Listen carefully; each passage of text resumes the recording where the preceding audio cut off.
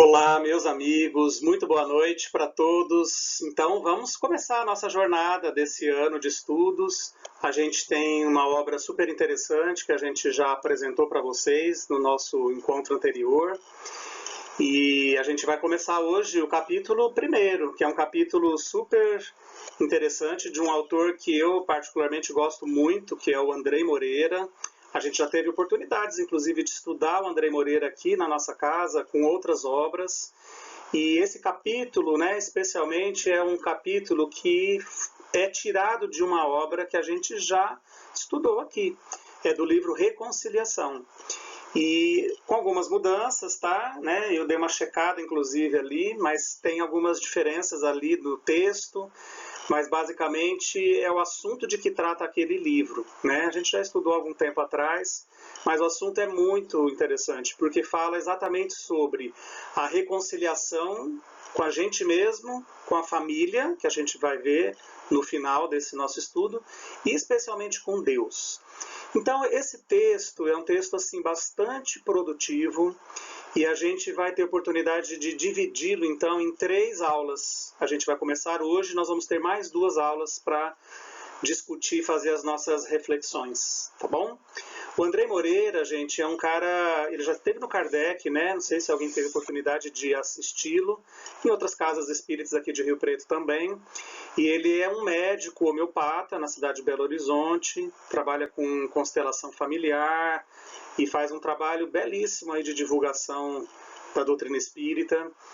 É profundo conhecedor do Evangelho, então tem obras em que ele faz estudos bem profundos a respeito do Evangelho, e inclusive com algumas obras psicografadas também. E o autor espiritual que ele normalmente psicografa é o Dias da Cruz, que também foi um médico homeopata aqui no Brasil. Então a gente vai ter a oportunidade de ver algumas reflexões que ele faz, e de forma muito interessante ele usa a parábola do filho pródigo, que está lá no Evangelho, como o exemplo desse caminho de desconexão da criatura humana com Deus, consigo mesmo, com os outros, e esse caminho da volta para se buscar então essa reconexão consigo mesmo, com o pai, com a família, como a gente viu que é o nome do capítulo que ele colocou, tá? Então a gente vai ver alguns detalhes.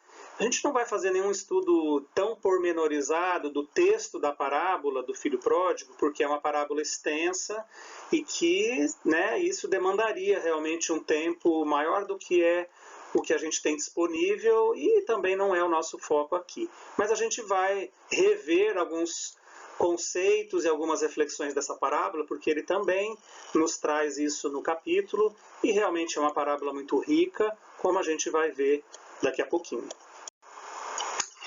Então, o autor começa já nos trazendo uma bela frase para a gente refletir, Ele diz que essa reconciliação, ela é uma necessidade humana geral.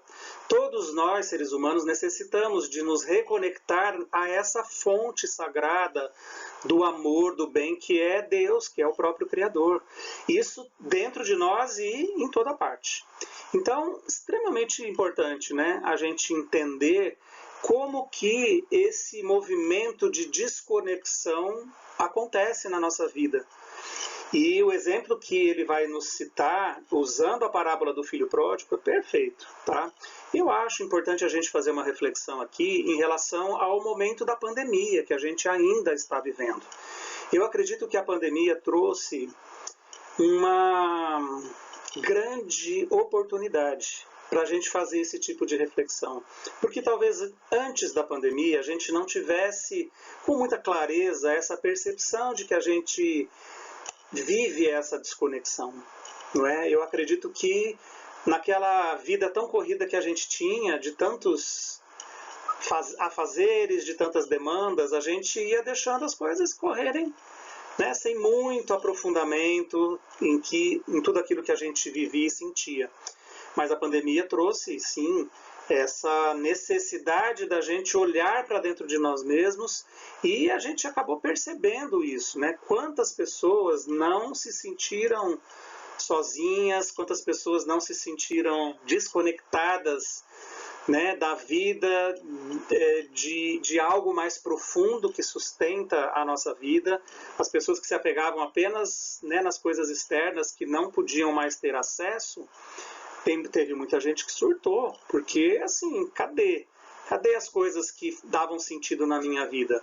E aí realmente a gente foi capaz de perceber, quem sabe, aquilo que de verdade era o mais importante, né? Que era sim a possibilidade da gente ter contato com a gente mesmo. A gente teve tempo para isso, né? A gente precisou ficar mais isolado para inclusive buscar, quem sabe, esse contato. Achar a importância, encontrar a importância do nosso contato com o Criador, com as pessoas que a gente ama e sentir a necessidade do contato com elas novamente. Muitas vezes esse contato não podia acontecer. Então veja que interessante, né? Que oportunidade dolorida, como a gente sabe que foi, está sendo, mas uma oportunidade, né, da gente rever muitos comportamentos que a gente tinha ali antes da pandemia, tá? A gente vai avaliar, então, a questão da parábola do filho pródigo. A gente vai ver que é uma parábola riquíssima. Não vai ser nosso objetivo aqui entrar nos detalhamentos minuciosos do estudo dessa parábola, porque a gente poderia fazer isso. A gente teve um estudo sobre parábolas aqui na Associação Espírita Allan Kardec, em que aí a gente tinha realmente, né, num formato um pouco diferente, essa possibilidade de detalhar minuciosamente todos os aspectos vinculados às parábolas. Essa foi uma parábola que a gente estudou aqui.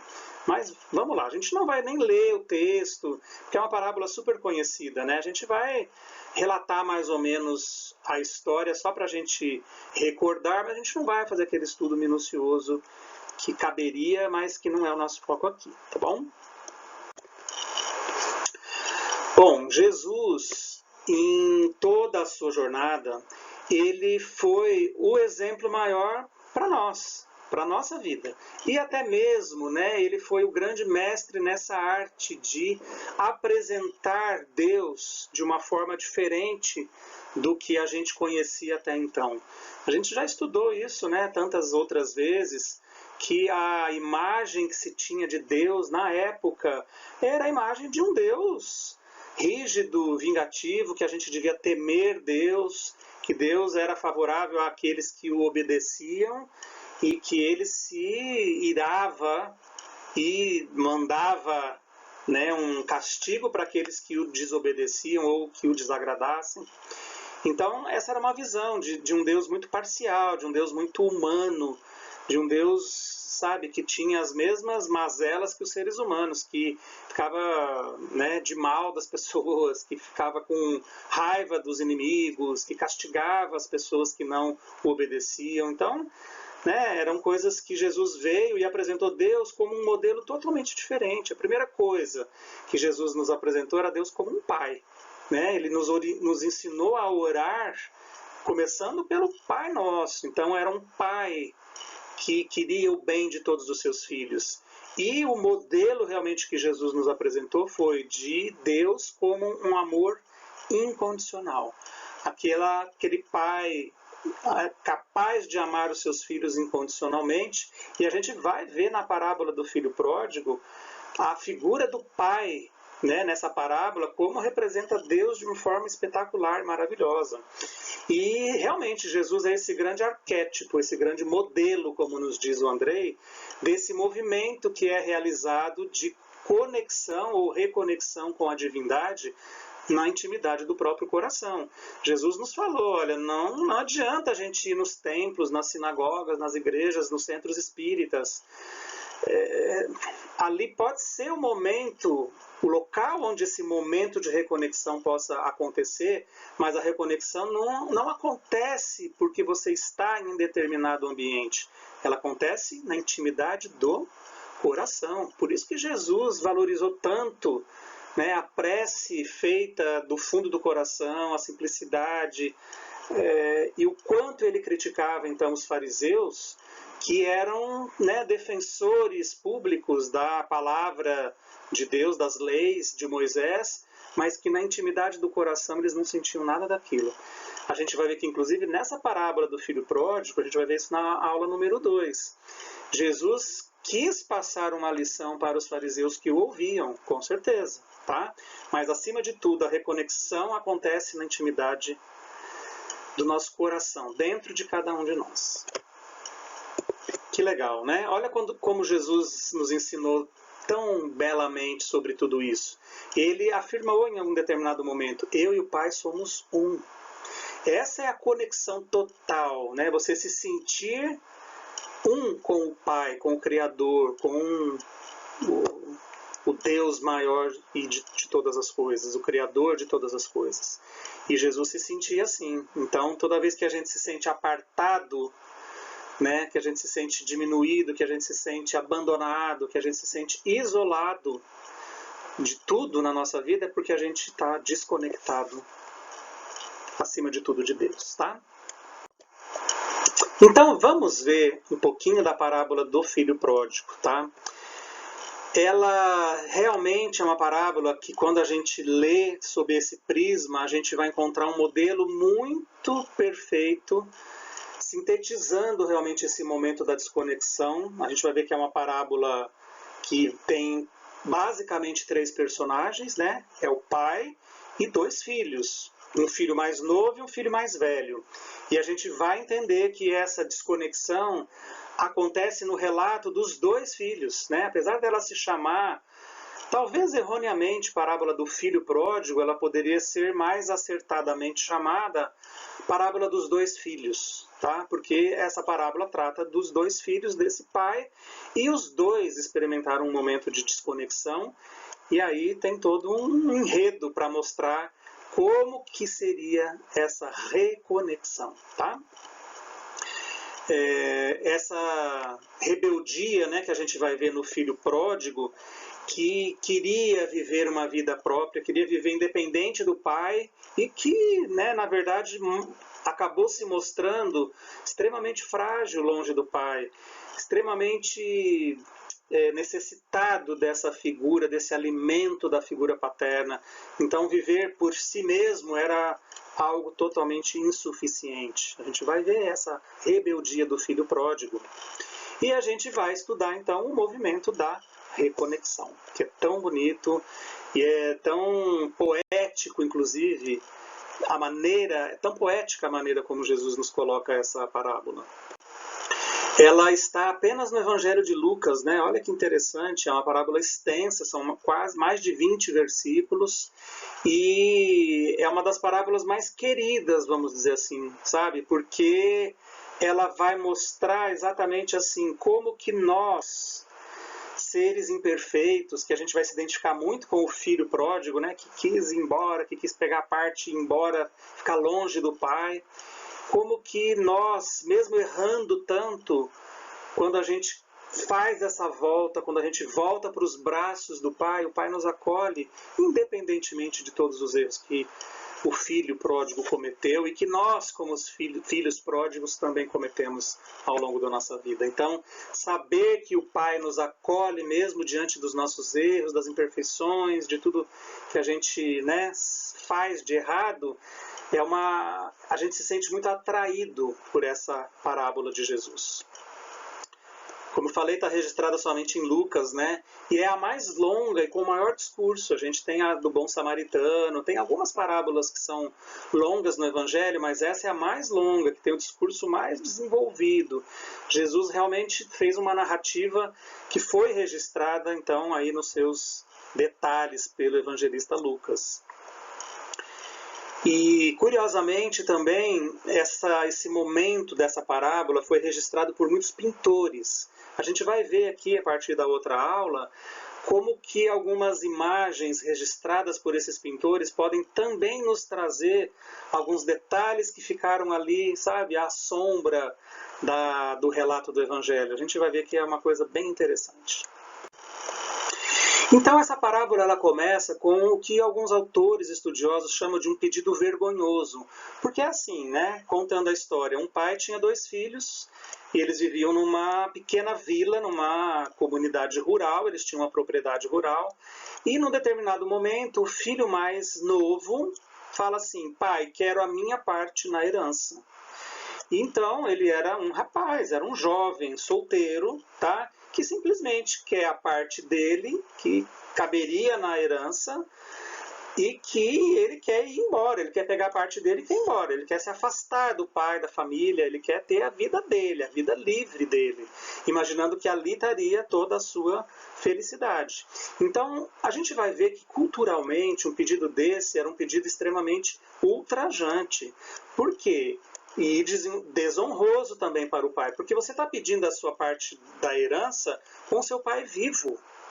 E era uma maneira de você se afastar da comunidade. Então, se ele queria ir embora, ele queria ficar longe da comunidade, da família. E isso era algo assim muito prezado dentro da cultura da época, especialmente nos ambientes das pequenas vilas, nos ambientes das comunidades rurais que valorizavam tanto esse trabalho na terra, sabe? E o menino queria ir embora, ele queria escapar desse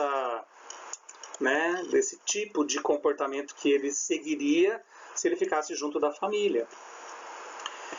Então é interessante, né? Alguns autores dizem assim: olha, se eu fico pedindo a minha parte na herança com o meu pai vivo, é como se eu quisesse que ele morresse. É como se inconscientemente eu estivesse falando assim: olha, me dá a minha parte. Então é como se assim: olha, morre e me dá a parte que me cabe. Porque ele só receberia essa herança, materialmente falando, dos bens, quando o pai morresse. Então, se ele quer receber a parte dele e faz esse pedido, é como se tivesse um desejo velado, inconsciente, de que ele queria que o pai morresse. Isso era extremamente ultrajante, né? Outra coisa importante é essa, né? Quer dizer, em nenhum momento o relato da parábola diz que o pai estava doente, que o pai estava fraco, que o pai estava extremamente velho e prestes a morrer em breve. Em nenhum momento fala isso. Então, reforçando esse pedido ultrajante e desonroso desse filho mais novo, que faz esse desrespeito a essas tradições que eram muito prezadas nas comunidades pequenas, nas pequenas vilas, nos ambientes rurais daquela época onde Jesus viveu e onde ele morou, tá? Mais curiosa, quem sabe ainda, é a própria reação do pai, porque se isso acontecesse de uma forma tradicional, vamos dizer assim, o pai, ele no mínimo deveria fazer uma repreensão pública. Então seria chamar o filho numa praça pública e chamar as pessoas da comunidade e fazer uma repreensão pública desse pedido vergonhoso que o filho estava fazendo, mas o pai não fez nada disso, tá? Outra coisa é a lei de Moisés, a gente vai ver, ela deixava em aberto, inclusive, a possibilidade de uma deserção. Então, se o filho fazia um pedido tão ultrajante como esse, o pai poderia simplesmente falar assim: não vou dar, e mais, ainda vou deserdar você daquilo que seria o seu direito quando eu morresse. Tá? Alguns autores falam que alguns pais faziam até funerais em vida desse filho, ou seja, esse pai baneria o filho da família para outro lugar, como se esse filho tivesse morrido para ele. Fazia um funeral em vida. De tão chocante era esse pedido que o filho estava fazendo. Tá? Mas ele aceitou o pedido. A gente viu que ele não fez nada disso que era ali até preconizado pela lei da época, pela lei de Moisés, como ele aceitou o pedido.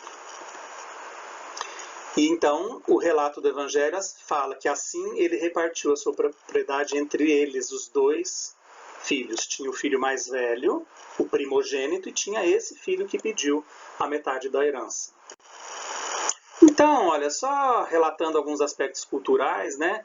O quanto esse ambiente familiar, o núcleo familiar era importante para você manter uma propriedade produtiva naquela época, a família toda estava envolvida, então tinha o pai, tinha os filhos, não se fala da mãe nessa história, tá? Se tinham as outras mulheres, mas era uma sociedade muito patriarcal, a figura feminina sempre ficava em segundo plano ou nem era descrita, tá? Mas as figuras masculinas foram bem destacadas aqui, né? Então a vida nessa aldeia era extremamente vinculada ao núcleo familiar e ao núcleo de trabalho familiar na propriedade rural. Se o pai tinha muitas posses, que é o que demonstra, né, o relato, porque ele dividiu os bens e obviamente que ele ficou com uma parte, o pai, o outro irmão, que a gente vai ver ainda, e deu uma boa grana para esse fulano, para o filho, né? Na verdade, ele deve ter vendido uma parte da propriedade para dar em dinheiro, porque o rapaz queria ir embora, ele queria levar dinheiro para onde ele fosse. Não queria levar terras, não adianta ele ficar, tudo bem, agora essas terras são suas. Não, ele teve que vender as terras para entregar o dinheiro para esse filho ir embora. Então, esse abandono do trabalho agrícola era extremamente mal visto, extremamente. Então, quando ele faz esse pedido e ele vai embora, como a gente vai ver, toda a aldeia, toda a comunidade vai ver isso com péssimos olhos, sabe? Todo mundo, assim, fazendo um julgamento muito ruim da atitude desse filho pródigo. Então, ainda dentro desses aspectos culturais, imagina só, esse desrespeito ao pai, ele estava desrespeitando, ele estava desejando a morte do pai, pedindo para o pai dividir os bens em vida. Isso era um pedido inadmissível, até poderia ser sujeito a uma prisão, né? E o próprio Moisés, na sua legislação lá tão rígida, civil, que ele também criou, ele admitia o próprio apedrejamento para esses filhos rebeldes. Então, se o filho desrespeitava os pais nesse nível, sabe, o pai poderia até mandar apedrejar o filho. Olha que nível as leis da época eram, né? Mas, enfim, era assim que se vivia. E aí a gente já destaca aqui uma responsabilidade desse filho mais velho, porque o filho primogênito, o filho mais velho, ele teria o papel de apaziguar esse quadro, esse episódio. Então, o irmão mais novo pedindo uma repartição de bens, de herança, esse filho mais velho, ele tinha que, sabe, ir lá conversar, tentar convencer esse irmão a não fazer um ato impensado e uma burrice desse tipo, tá? Mas o que a gente vê, não se fala nada de que o irmão mais velho tomou qualquer atitude. Ele simplesmente se eximiu de qualquer atitude e o pai acabou fazendo a divisão dos bens. A partida, né, é muito interessante, porque o relato da parábola diz, não muito tempo depois, o filho mais novo reuniu tudo o que tinha, então muito provavelmente era dinheiro, e foi para uma região distante. Isso também era algo assim muito complicado dentro da cultura judaica. Os judeus, eles tinham, né, uma concepção de raça muito apurada. Então você ir para uma região distante significa você ir para fora do seio do seu povo. Então todos que eram não judeus eram classificados como gentios.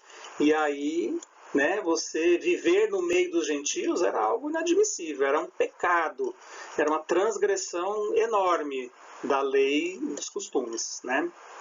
Então, mais uma vez, a gente viu ali, né, que o pai teve que vender as terras, porque o menino precisou levar dinheiro, provavelmente perdeu dinheiro, porque se teve que vender essas terras meio apressadamente, né? Os negócios naquela época, naquela região, eram negócios que se faziam de vendas de propriedades, negócios mais demorados, né? Os orientais gostam muito dessa negociação, das barganhas, dos descontos, sabe? Não, eu peço tanto, você me dá tanto. Isso é uma coisa cultural lá do Oriente, eles todos gostam muito disso. Vender às pressas uma terra significava perder dinheiro, tá? E aí, né, disse para vocês, ir para uma terra distante é ir viver no seio dos gentios. Isso horrorizava os fariseus, principalmente. Então, Jesus foi construindo nessa parábola a figura do filho pródigo como a figura de um grande pecador.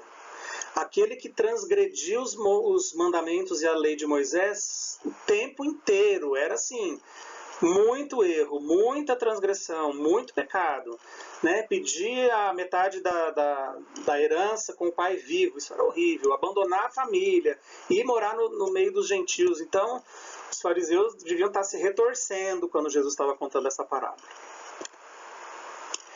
E aí, né, o irmão mais velho, que a gente vai estudá-lo lá na terceira aula, não se fala nele no começo da parábola, tá? Esse primogênito, inclusive, olha, tem um detalhe interessante, tá? Porque quando era dividido os bens, o primogênito ficava com uma dupla parte na herança. Olha que interessante. Então, se eram 2 irmãos, a herança seria dividida por 3. O primogênito ficaria com 2 partes e o irmão mais novo com uma parte. Se fossem 4 irmãos, 5 irmãos, se dividiria por, né, sempre um número a mais, porque o primogênito ficaria com 2 partes.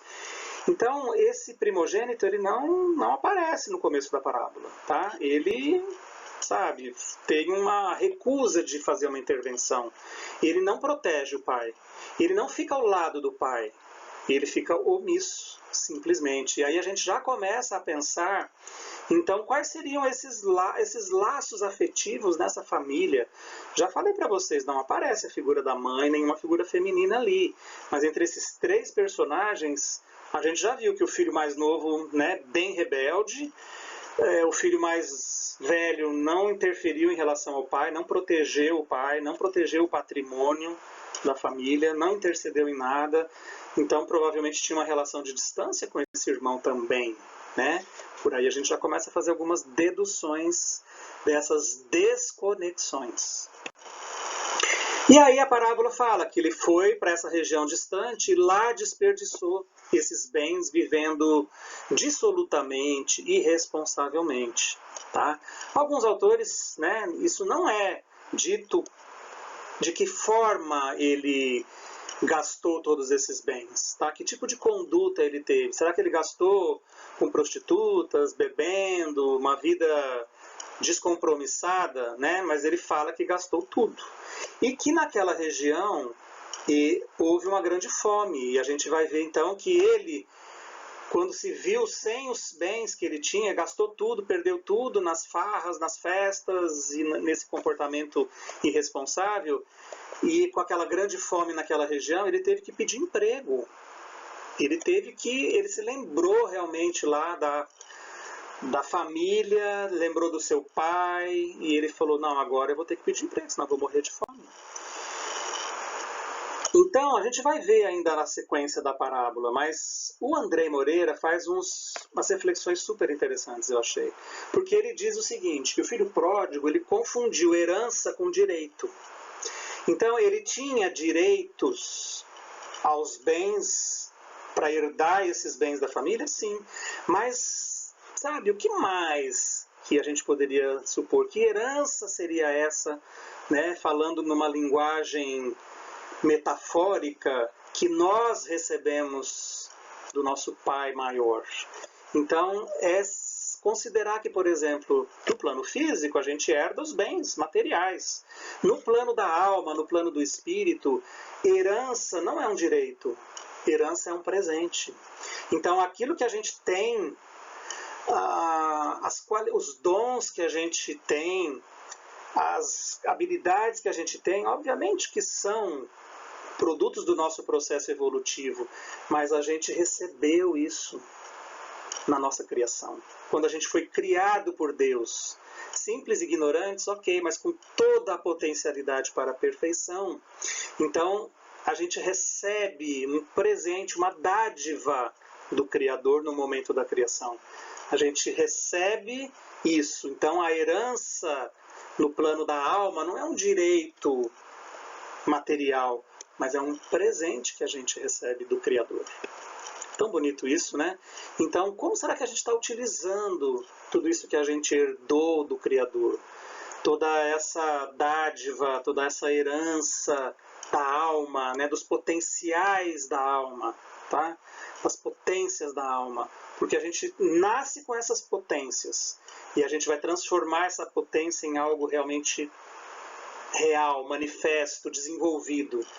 Tá? Então o espírito, ele é criado simples e ignorante, como a gente aprendeu lá desde o livro dos espíritos, mas ele é criado com todos os potenciais para se transformar num espírito puro.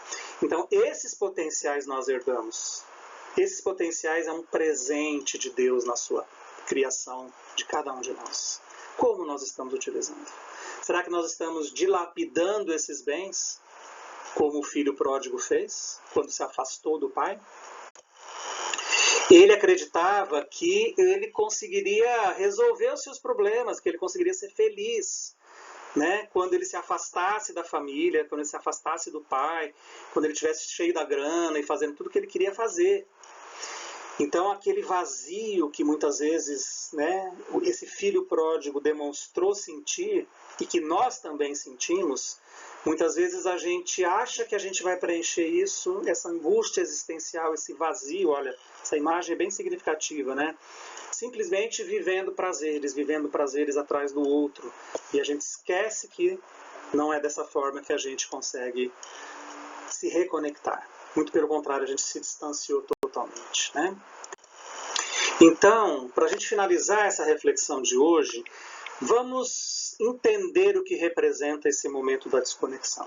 Que na parábola do filho pródigo representa esse desejo de se afastar do pai. Não é verdade? Que o filho mais novo teve.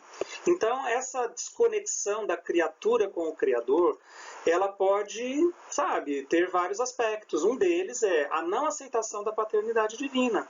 Então, é assim, muitas pessoas nem estão mais preocupadas ou vivendo essa condição de se acharem filhos de Deus. Elas acham que elas estão aqui nessa vida, que elas nasceram, né, do fruto do relacionamento dos seus pais, isso é obviamente uma verdade, mas ela não reconhece que existe uma paternidade divina. Tá? Ela acha que ela não precisa disso, que ela não precisa cultivar essa relação com o Criador. Então ela acha que ela basta a si mesma. Não preciso pedir para Deus nada, não preciso pedir ajuda para Deus, para ninguém, eu basto a mim mesmo, eu vou lá e através do meu esforço eu vou dar conta de todas as minhas coisas, de todos os meus vazios, de todas as minhas angústias existenciais. E aí então, isso revela realmente, de forma bem evidente, essa desconexão da fonte maior de abundância e de amor incondicional, infinito, como a gente vai ver, né? A gente se desconecta dessa fonte. Essa fonte está dentro de nós, como está em toda parte, né? O selo da criação de Deus está em todas as criaturas. E finalmente a gente vive então essa miséria decorrente do nosso egocentrismo, a gente achar que tudo é eu dou conta, eu faço, eu sou autossuficiente, não preciso de conexão superior com nada, não existe essa história. E a gente vai viver uma miséria, como a gente vai ver na sequência da parábola depois, tá bom? Bastante importante tudo isso que a gente já estudou nesse começo, não é, pessoal? Entender de onde vem a desconexão, como ela acontece, como a gente se aparta da figura do Pai e todos os sofrimentos decorrentes disso que virão, tá bom? A gente vai continuar na nossa aula da semana que vem a fazer as nossas reflexões em cima dessa belíssima parábola do filho pródigo, tá bom? Um beijo para vocês, fiquem com Deus, a gente se vê na semana que vem.